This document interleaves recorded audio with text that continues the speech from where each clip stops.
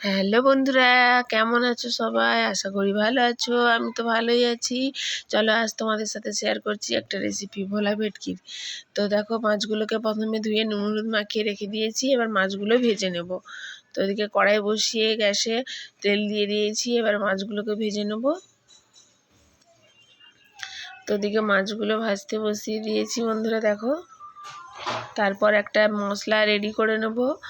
তো মিক্সির বাটিতে আদা রসুন আর পেঁয়াজ আর জিরে দিয়ে একটা পেস্ট করে নিলাম।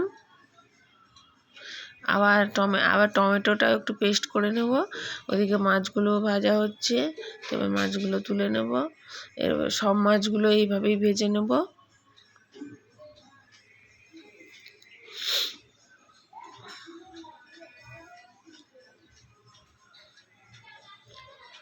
তো দেখো বন্ধুরা, সব মাছগুলো এইভাবেই ভেজে নিয়েছি। তো কড়াইয়ে আর একটু তেল দিয়ে দেবো। দুটো এলাচ, গোটা এলাচ, আর একটু জিরে ফোড়ন দিয়ে একটু হালকা নাড়াচাড়া করে নেব। দিয়ে ওর মধ্যে দিয়ে দেবো আদা রসুন জিরে পেঁয়াজের পেস্ট। ওটাকে আবার একটু নাড়াচাড়া করে নেব। তারপর দিয়ে দেবো ওর মধ্যে টমেটো বাটা।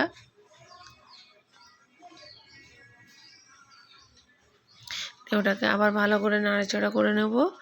দিয়ে একটা কাঁচা লঙ্কা উপর থেকে ছড়িয়ে দেবো। দিয়ে মশলাটাকে আবার একটু ভালো করে কষিয়ে নেব। তারপর দেবো হলুদের গুঁড়ো, লঙ্কার গুঁড়ো, স্বাদ মতো লবণ দিয়ে মশলাটাকে খুব ভালো করে কষিয়ে নেব।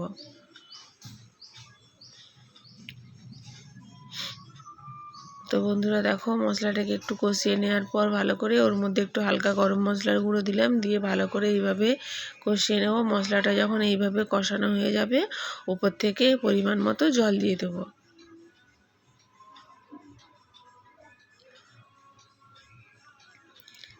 দিয়ে ঢাকা দিয়ে কিছুক্ষণের জন্য ফুটতে দেব।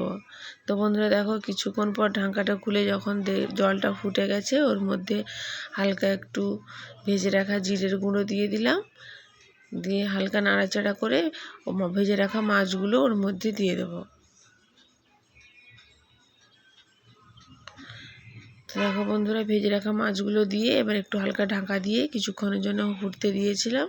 তো কিছুক্ষণ পর দেখো, তোমাদের দেখালাম, ওপর থেকে একটু ধনেপাতা ছড়িয়ে দিয়ে দিলাম। এবার দেখো, ধনেপাতা দেওয়ার পর হালকা করে একটু নাড়াচাড়া করে নিলাম। তো ভোলা ভেটকি মাছের ঝাল রেডি। এবার এটাকে নামিয়ে নেব। তো যারা প্রথম দেখছো তারা আমাদের চ্যানেলটাকে সাবস্ক্রাইব করে দিও। ভালো লাগলে সবাই লাইক কমেন্ট করো, সবাই পাশে থাকবে। তো আবার আসবো নেক্সট কোনো ভিডিও নিয়ে। চলো আজকের মতো টাটা, বাই।